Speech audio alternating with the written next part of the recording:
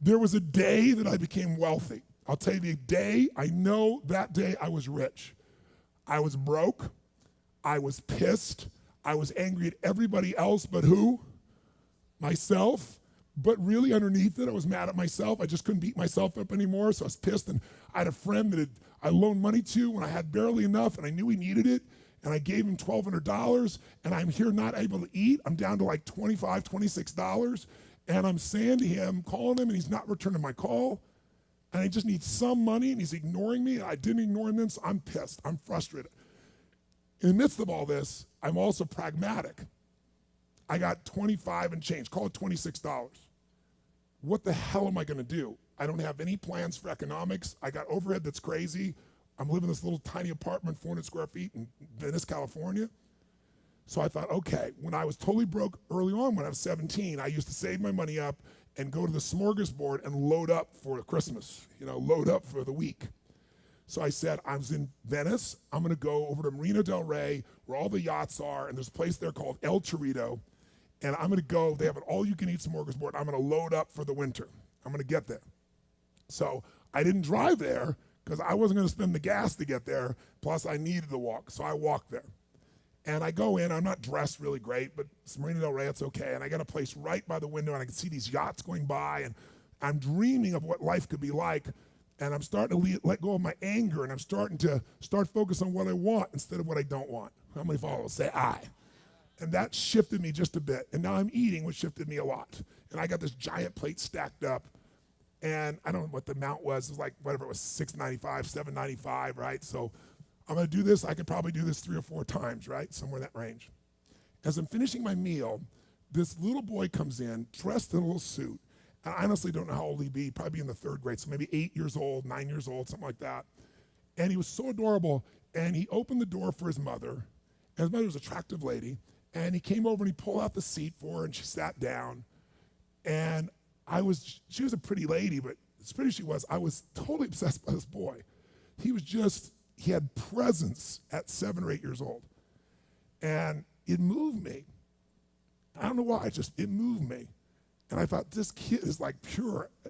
I want him to always be this way. He's such a good kid, he's a giver.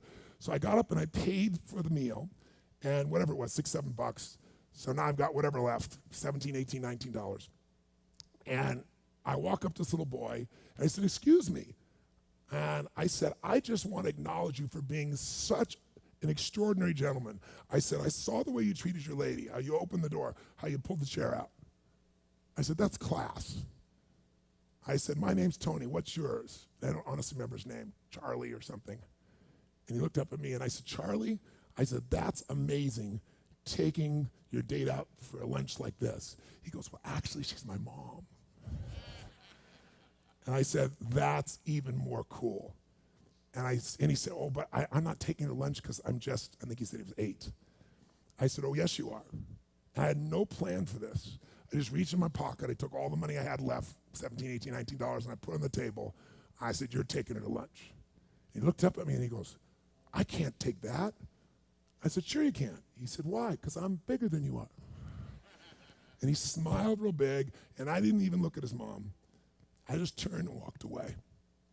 And I didn't walk out of that door. I flew home. I should have been freaking out. How the fuck am I gonna eat? But I didn't. I flew because something inside of me had finally got past scarcity. Had finally realized there's something inside of us more than our limits, especially around this thing called money that I had let terrorize me. And I got home, and the mailman came that day, and I had no idea I was gonna have my next meal. And a letter comes, and it's from the guy I loaned the money to.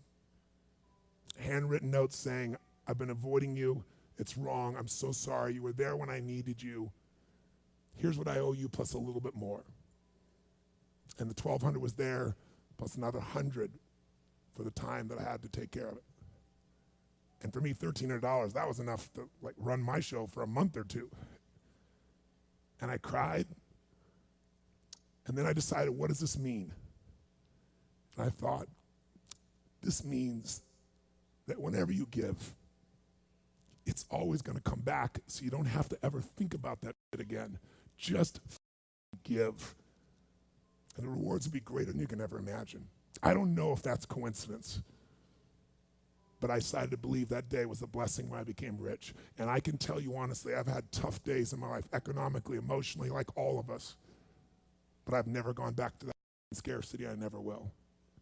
The secret to living is giving.